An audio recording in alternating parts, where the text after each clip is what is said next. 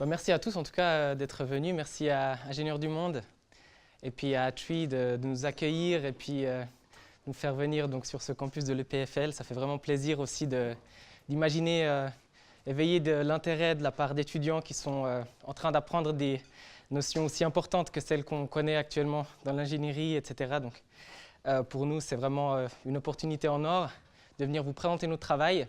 Et puis un jour, dans 6 mois, 1 an, 2 ans, 4 ans, 6 ans, d'avoir quelqu'un qui nous dise « Ah, tiens, j'ai repensé à vous, là, je viens de finir tel ou tel travail ou diplôme, et puis je serais intéressé à venir faire 2 mois, 6 mois pour éventuellement améliorer l'un ou l'autre des aspects de notre organisation MAOA. » Donc vraiment, je vous remercie. Je me présente, je m'appelle Julien Kauer. Là, on ne voit pas mon visage, mais on me voit de dos. J'ai fondé une organisation en 2015 au Kenya. Actuellement, j'ai 29 ans. Et puis, j'ai ressenti vraiment le besoin. Pendant mes études, en fait, j'ai commencé l'école d'ingénieur à Genève, l'EPIA en agronomie. J'ai fait 1 an et demi là-bas. Et puis, j'ai vraiment ressenti un moment le besoin de me lancer, de vraiment faire quelque chose de concret à partir des connaissances qu'on a. Donc, concernant l'alimentation, j'ai vraiment ressenti le besoin de mettre les mains à la pâte, de travailler pratiquement. J'en suis arrivé à un stade où j'ai décidé de quitter mes études en octobre 2014. Et puis en 2015, février 2015, j'étais au Kenya et j'ai débuté un projet d'autosuffisance en alimentation biologique dans une école primaire de 250 enfants. Petite question à la salle, qui était là à la première conférence il y a 2 ans? Ok, alors, enchanté de vous revoir. Ok. Donc, MAOA, Local Resources for Better Living. MAOA, c'est une organisation qui s'intéresse aux ressources locales. Pourquoi? Parce que le but des MAOA, c'est de permettre une gratuité concernant notamment les besoins de base. En ce qui concerne l'alimentation, vous verrez, je vais aussi parler de médecine traditionnelle. Eh bien, l'idée, c'est vraiment de permettre aux gens de dépendre de leurs propres ressources. Et dès le moment où on arrive à produire son alimentation gratuitement et à, dans une certaine mesure, pouvoir pallier à certains problèmes de santé à partir de plantes locales, ce qui est notamment le cas des médecins traditionnels en Afrique de l'Est et puis de façon générale dans à peu près tous les pays du monde, il y a des traditions de médecine traditionnelle.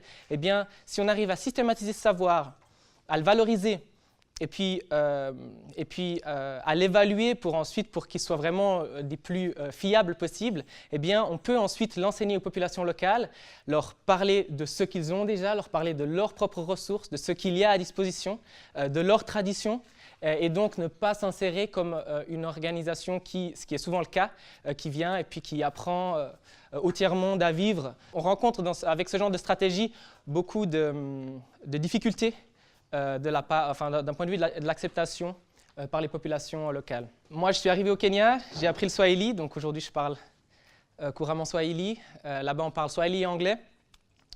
Et puis évidemment que je me suis intéressé aux connaissances locales, et je vais vous en parler tout à l'heure. Donc là où nous, on est basé, pour que vous voyez un petit peu plus clairement de où on parle, on est une organisation encore petite, qui s'intéresse à une région de la taille du canton de Genève, c'est 260 km², à l'extrême ouest du Kenya, à la frontière avec l'Ouganda. Depuis ma maison, en 20 minutes à pied, on arrive en Ouganda. Si on zoome un petit peu sur le Kenya, on voit vraiment à quel point on est à l'extrême ouest. Et puis d'un point de vue maintenant de climat, vous voyez peut-être, je ne sais pas si le vert sort très clairement à cause de la lumière dans la salle, mais en gros, vous voyez que là, il y a quand même une grosse barrière verte dans laquelle on est situé. Et donc, on a une partie du Kenya, donc quand même une majorité du territoire qui est quand même semi-aride. Et puis, on a une partie qui est tropicale humide. Nous, on est situé dans la région tropicale humide où on a des pluies qui commencent début février, début mars et qui finissent fin novembre, fin décembre, suivant les années. Et donc, on a vraiment la chance d'avoir des pluies quand même relativement importantes, une pluviométrie importante. Et malheureusement, à cause du changement climatique, il y a quand même une multiplication des événements extrêmes. Certaines années, tout d'un coup, beaucoup trop de pluie. Certaines années, tout d'un coup, des sécheresses de 3 semaines, 1 mois, qui, dans le cadre d'une agriculture qui dépend des pluies, peut être vraiment catastrophique pour les récoltes. Alors, je vais vous parler maintenant de l'autosuffisance, parce que c'est autour de ça en fait qu'on est basé. C'est autour de ça que, et puis je pense que ceux qui étaient là la dernière fois se souviennent de l'importance qu'on met à l'autosuffisance, et puis du fait que l'usage de ressources locales est intimement lié à l'autosuffisance. Pourquoi? C'est parce que lorsqu'on parle d'autosuffisance, on parle de s'autosuffire évidemment, donc de produire sa propre alimentation, si on parle d'autosuffisance alimentaire. Et puis, quelque chose auquel on ne pense souvent pas, c'est les inputs, donc l'équipement et puis tout ce qui est intrant. Est-ce que c'est local ou est-ce que ça, on l'importe d'ailleurs? Donc si on est autosuffisant en alimentation, mais qu'on produit de l'alimentation à base de fertilisants qui sont produits aux États-Unis, en Tunisie, pour tout ce qui est phosphore, hein, si on parle maintenant des fertilisants chimiques, eh bien, on a un certain degré d'autosuffisance, mais si on s'intéresse au fait de pouvoir vraiment s'autosuffire et puis de ne pas être soumis aux aléas du commerce international, de la fluctuation des prix liés à toutes sortes de mécanismes financiers à travers ce monde, eh bien, si on s'intéresse à ça, eh bien, c'est vrai que quelque chose qui fait vraiment du sens, c'est de s'intéresser maintenant à la localité des intrants, c'est-à-dire à pouvoir, même d'un point de vue des fertilisants, même d'un point de vue des insecticides, éventuellement même des fongicides, etc., d'être capable de les produire sur place.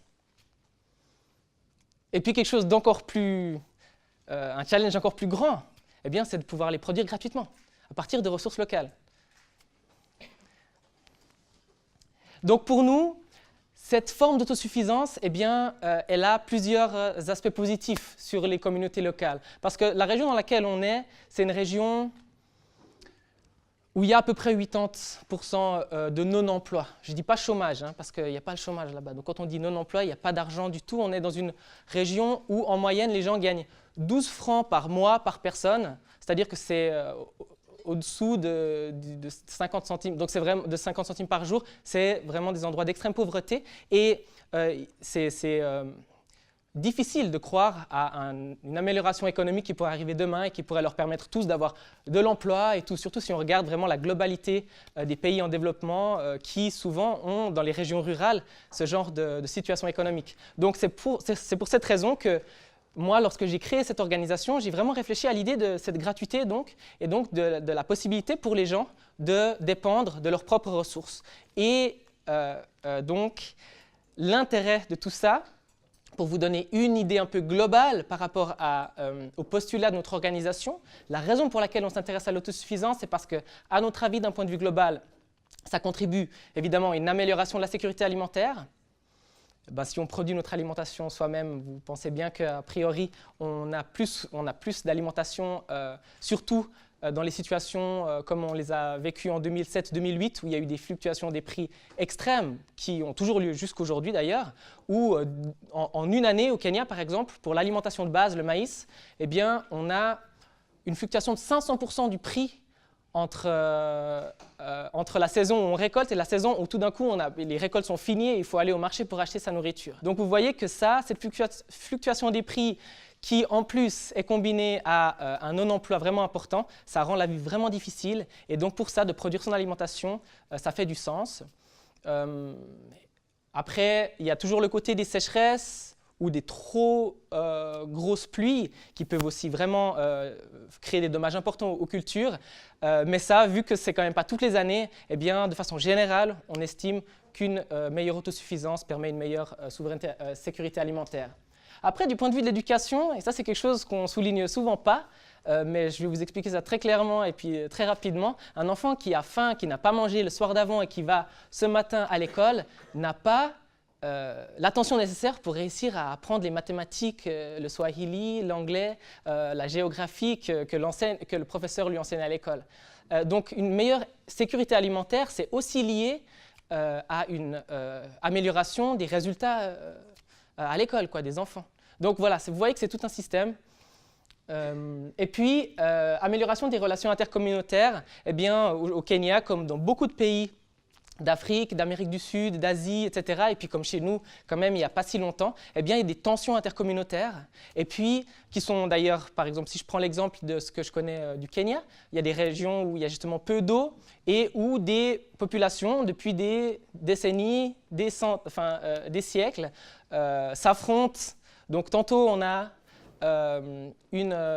entend qu'il y a eu 100 morts du côté de cette ethnie parce qu'il y a des gens qui sont venus voler leur bétail. Tantôt, 2 semaines, 3 semaines après, il y a une revanche et puis cette ethnie sont allés voler du bétail ailleurs. Donc bref, on a ce genre de problème. Et puis, c'est quand même toujours lié aux ressources fondamentales qui sont l'eau, la nourriture. Et pour ça, une meilleure sécurité alimentaire, ça implique aussi des meilleures relations intercommunautaires. Lié aussi à l'éducation. Lorsqu'on est mieux éduqué, on se rend compte un peu qu'on fait quand même partie d'un monde où tous ces êtres humains se ressemblent et on n'a pas l'impression que notre ethnie, c'est les seuls qui sont bienveillants et que si je vais dans l'ethnie d'à côté, eh bien, c'est tous des voleurs, tous des salauds, etc. Donc vous voyez que l'éducation là-dedans et donc aussi la sécurité alimentaire joue un rôle important. Donc maintenant pour parler d'Emawa, j'ai essayé de retracer un petit peu l'importance pour nous de la sécurité alimentaire et de l'autosuffisance. Maintenant pour parler d'Emawa, eh bien, au Kenya, on a 7 employés permanents. Donc moi je ne suis pas employé, parce que je fais partie du comité, donc je ne suis pas rémunéré actuellement. On a donc 7 personnes qui travaillent voilà, de façon permanente pour Emawa au Kenya, dans une région, donc dans la ville de Malaba, à côté de la petite ville de Malaba. Et puis, on a donc un secrétaire qui gère, on appelle ça un secrétaire des opérations, donc qui gère les opérations de façon générale, et puis il gère aussi l'administration avec moi. Ensuite, on a un responsable de l'éducation aux communautés, parce que les compétences et les techniques qu'on développe ou qu'on collecte au sein de la communauté ou au sein d'organismes de recherche, eh bien, on les enseigne ensuite. Je vais vous expliquer tout ça en détail plus tard. On a un responsable de la pépinière d'arbres indigènes, parce qu'on fait de la revalorisation aussi, où on essaie de montrer aux gens l'importance des arbres indigènes, que couper des arbres, ça vaut des fois moins le coup que de les garder parce que ça permet tout d'un coup de récolter de l'argent un peu vite fait, mais en fait d'avoir un arbre, ça permet de renflouer les nappes phréatiques, ça permet de faire beaucoup de choses qui ont une valeur très importante aussi. Donc ça, c'est des choses qu'on fait. On a une responsable aussi de tout ce qui est cuisine, etc. Et puis, on vient de commencer un projet de production de fours améliorés à partir de ressources locales qui permettent de réduire la consommation en bois parce que dans la région où on est, la majorité des gens utilisent encore du bois pour cuisiner. La façon dont Emawa est financé maintenant, un petit détail qui est quand même important, c'est qu'on est financé uniquement par des privés. En grande majorité par des privés.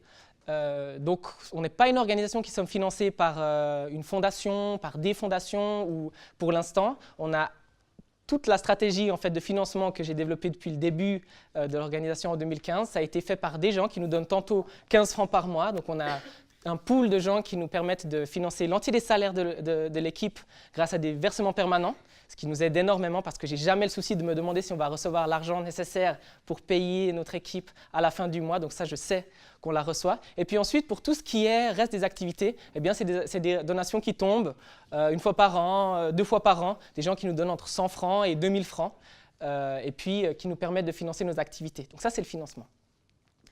Stratégie générale des programmes d'Emawa. Donc, j'aimerais vous expliquer un petit peu la façon dont on fonctionne parce que c'est pas du tout quelque chose, c'est pas quelque chose que j'entends beaucoup chez les autres organisations et je sais parmi vous qu'il y a des gens qui ont cet intérêt-là et j'aimerais vraiment souligner certains aspects importants de notre stratégie qui passe par, comme premier point, l'intégration. Donc, on a une intégration forte au sein de la communauté dans laquelle on est présent. Ok, le fondateur moi-même parle swahili et ça pour les gens locaux, il n'y a quasiment pas de blanc là-bas, je crois que je suis le seul blanc, mais voilà, donc quand je passe avec notre moto, il y a les petits enfants qui disent Mzungu, Mzungu, Mzungu, Mzungu, ça veut dire blanc, parce qu'ils hallucinent complètement. Et puis le fait que je me sois intéressé à la culture, que je sois venu non pas comme un envahisseur, mais comme un apprenti, et que je me sois intéressé à la culture, que je me sois intéressé, vous allez voir un peu tout ce qu'on fait qui a trait à la culture. locales, aux traditions locales, et que j'ai appris la langue. Alors ça, c'est quelque chose d'absolument extraordinaire pour eux parce qu'il y a très peu de Blancs jusqu'à aujourd'hui, d'après ce que j'entends, qui parlent le swahili vraiment couramment. Et pour eux, c'est vraiment une valorisation de leur culture et puis de façon générale. Et donc ça, c'est quelque chose qui nous permet d'avoir une intégration forte. Deuxième point, et je passerai rapidement, le deuxième point, c'est la collecte de connaissances locales, c'est-à-dire que nous, partout où on va, on demande qu'est-ce que vous savez faire. Si quelqu'un a des compétences spécifiques en agriculture, on va lui demander qu'est-ce qu'il fait, surtout s'il utilise des ressources locales, donc s'il arrive à produire sa nourriture gratuitement, s'il est même autosuffisant en alimentation, là c'est la classe totale, on est là, ouais, mec, dis-nous comment tu fais. Et puis, pour la médecine traditionnelle aussi, on est en contact depuis longtemps, depuis nos débuts, avec des médecins traditionnels qui ont une efficacité très forte et puis qui nous ont enseigné une partie de leurs connaissances et qui nous donnent des projets, qui a donc donné naissance à plusieurs projets dont je vais vous parler tout à l'heure.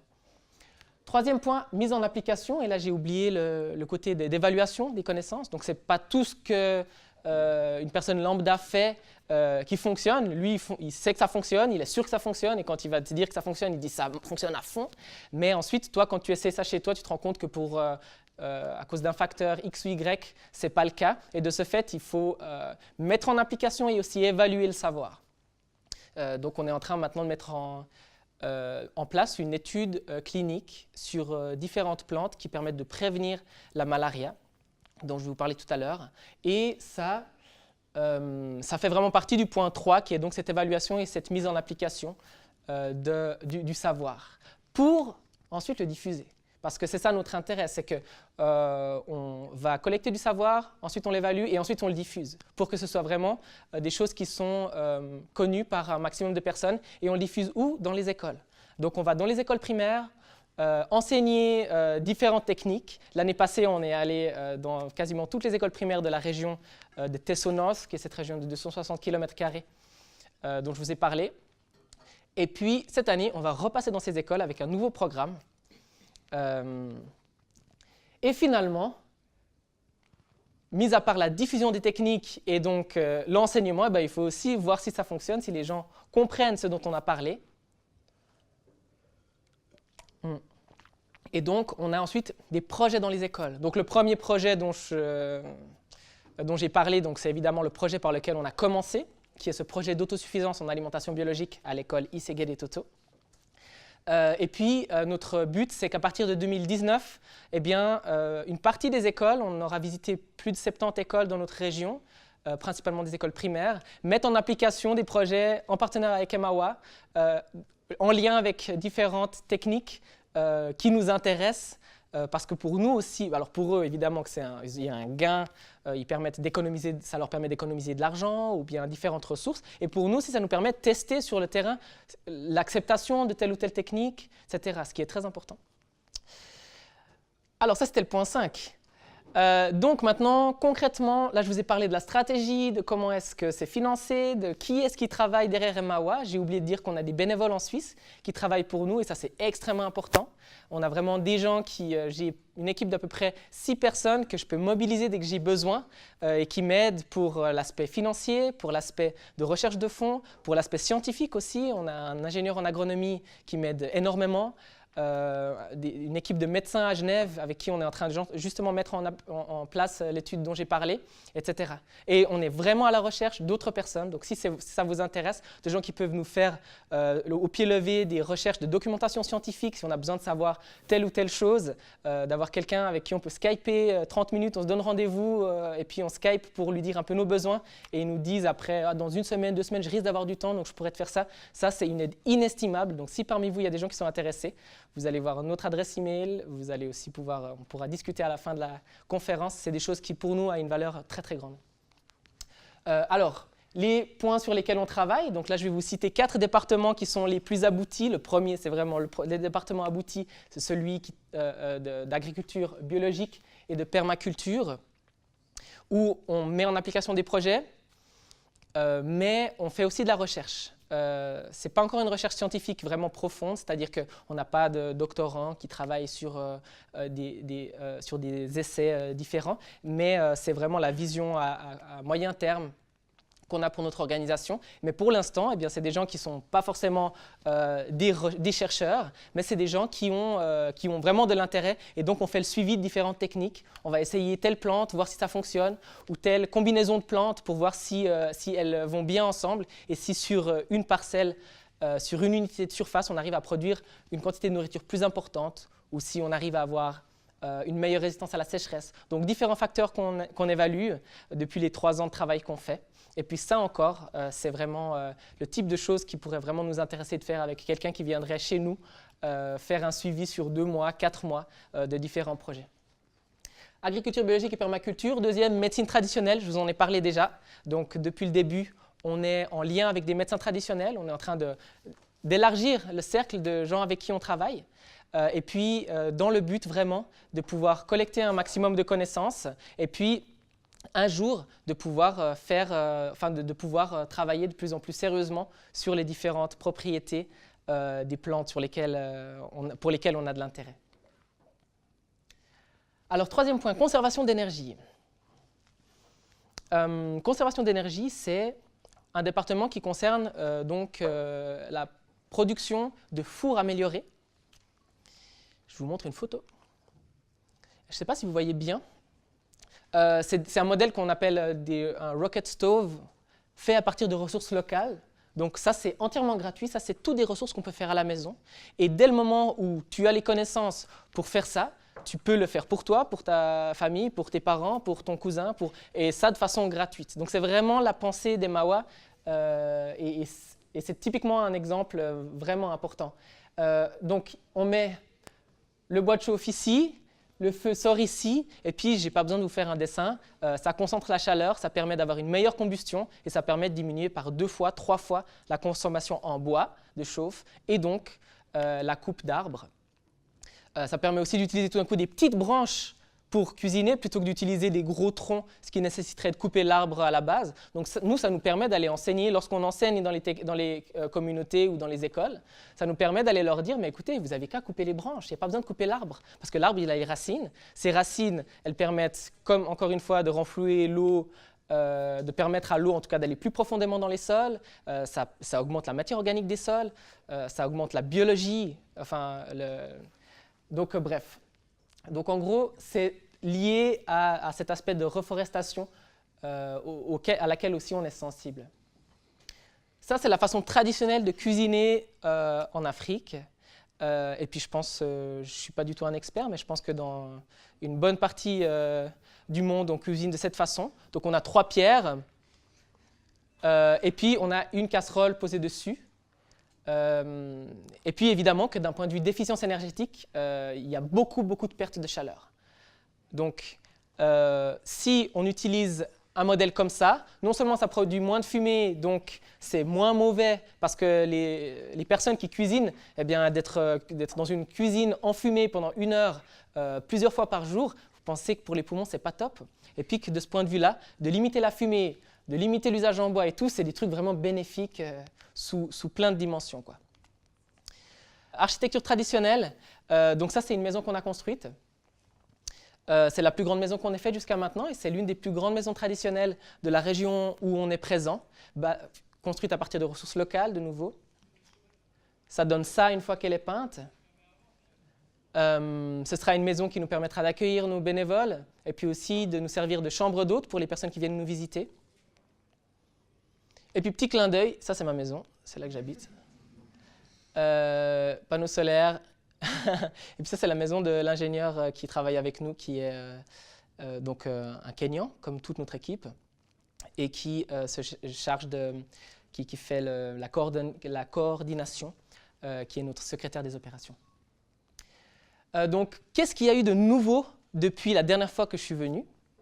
Eh bien, je pense que d'un point de vue, en général, quelque chose de nouveau, c'est qu'on a enseigné, on a commencé à vraiment être de plus en plus sérieux du point de vue de l'enseignement. L'année passée, on a enseigné 17 000 jeunes sur l'usage de ressources locales en agriculture biologique, sur 2 techniques, comment produire son fertilisant gratuitement à partir de plantes, comment produire aussi son insecticide gratuitement à partir de plantes. Et puis cette année, eh bien, on va repasser dans ces écoles pour leur enseigner cette fois l'importance des arbres indigènes et puis leur parler de ce dont je vous ai parlé, tous les aspects bénéfiques de ces arbres. On est en train d'envisager un partenariat avec le FIBEL, qui est l'Institut suisse de recherche en agriculture biologique. Deuxième, le programme de fours améliorés. Donc, c'est les Rocket Stoves dont je vous ai parlé. On a l'objectif de construire 20 fours cette année parce qu'on est au tout début de ce département-là. Mais on a l'objectif d'ici 2019, enfin, pour 2019, de construire 200 fours et de former 20 personnes pour un début toujours. Et puis petit à petit, ça va sûrement prendre de l'ampleur. C'est mon sentiment.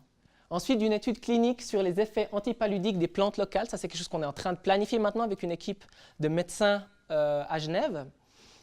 Et puis, on est encore en train de chercher des gens pour étoffer notre équipe d'ailleurs. Et puis, pour toutes les personnes qui sont intéressées d'ailleurs, c'est vraiment quelque chose que j'aimerais souligner. Donc, maintenant, on a aussi développé l'année passée une pépinière d'arbres indigènes qui a atteint 15 000 arbres l'année passée et qui doit atteindre 25 000 cette année. Qui donc a comme but de valoriser les arbres indigènes, de les distribuer gratuitement dans les écoles et auprès de particuliers, pour vraiment aussi, lorsqu'on donne un objet, je ne sais pas si vous savez, d'un point de vue marketing, il vaut mieux donner quelque chose à quelqu'un lorsque vous essayez de lui vendre une idée, plutôt que de juste venir et dire hey, « Salut mec, tu voudrais écouter ce que j'ai à te dire ?» Ça ne marche pas trop. Donc de ce point de vue-là, de donner des arbres, ça permet de pouvoir vendre l'idée que effectivement les arbres ont une valeur. Actuellement, les gens qui replantent des arbres au Kenya, ils replantent en majorité des arbres exotiques qui n'ont pas les mêmes valeurs d'un point de vue écologique que les arbres indigènes. Et puis, pour nous, ça fait partie de cette pensée globale qui est de faire comprendre aux gens qui vivent dans un écosystème qui est bien fait, qui a beaucoup de valeur, et puis de sentir un peu cette importance. Et puis de ce fait, lorsqu'on y recourt, tout d'un coup, c'est gratuit. Il n'y a plus besoin d'aller acheter les arbres exotiques qui coûtent quand même beaucoup plus cher que les graines qu'on peut récolter d'un arbre. Voilà. Maintenant, nos perspectives. Et là, on arrive bientôt à la fin. Notre perspective actuellement, peut-être le projet le plus important qu'on ait actuellement, c'est la construction d'un centre, l'établissement d'un centre de recherche sur l'usage de ressources locales et gratuites en agriculture biologique, donc toujours dans la région où on est présent actuellement. Ce qu'on a déjà, c'est qu'on est connecté à énormément de communautés et puis d'autres organisations, de particuliers locaux, donc kenyans, qui ont un intérêt vraiment grand pour ce qu'on fait et qui travaillent déjà dans la même direction que nous et avec qui on aimerait vraiment, avec qui on est en train déjà de travailler en collaboration, mais qui vont vraiment bénéficier d'une meilleure recherche, d'une recherche plus aboutie de notre part. Et puis, on a aussi déjà, donc on veut acheter un terrain qui va nous coûter 85 000 francs suisses. On a déjà 25% de cette somme, autour des 22 000 francs. Et puis, ça c'est ce qu'on a. Donc le but de ce centre de recherche en agriculture biologique, eh bien, ça va être de développer des techniques et puis de collecter et puis de nouveau évaluer des techniques basées sur l'usage de plantes locales, voir les plantes comestibles locales, donc quelles sont celles qui fonctionnent le mieux, d'envisager des polycultures, donc des combinaisons de plantes ensemble, de faire des analyses de sol. Et puis voilà, donc je passe sur ce sujet, mais c'est quelque chose de vraiment important pour nous. C'est vraiment notre objectif, le plus grand objectif qu'on ait actuellement. Et puis, on a déjà, d'ailleurs, on sait le terrain qu'on aimerait acheter. Donc, on est vraiment à une étape là où il nous faut maintenant trouver les financements. Et puis, on espère vraiment que d'ici la fin de l'année ou au courant 2019, on puisse acheter ce terrain. Donc, avant les questions, j'aimerais donc juste souligner encore que d'un point de vue maintenant de partenariat avec Ingénieurs du Monde, eh bien, mais j'ai déjà mentionné dans la conférence, vous êtes vraiment, des personnes intéressées, on ne pourra pas prendre plus d'une personne à la fois, je pense, mais des personnes intéressées peuvent vraiment nous contacter volontiers. Et puis, pour tous les domaines sur lesquels on a parlé, même d'un point de vue de recherche, dans des domaines pour lesquels vous n'êtes pas expert, pour nous, c'est vraiment des connaissances importantes qu'on peut obtenir à travers des étudiants. Souvent, les étudiants ont l'impression qu'ils ne savent rien, et nous, on a vraiment fait l'expérience que souvent, les gens savent beaucoup plus que ce qu'ils croient. Et donc, vraiment, jetez-vous à l'eau si vous êtes intéressé, contactez-nous. On ne pourra pas prendre tout le monde, mais vraiment, n'hésitez pas à nous contacter. Voilà.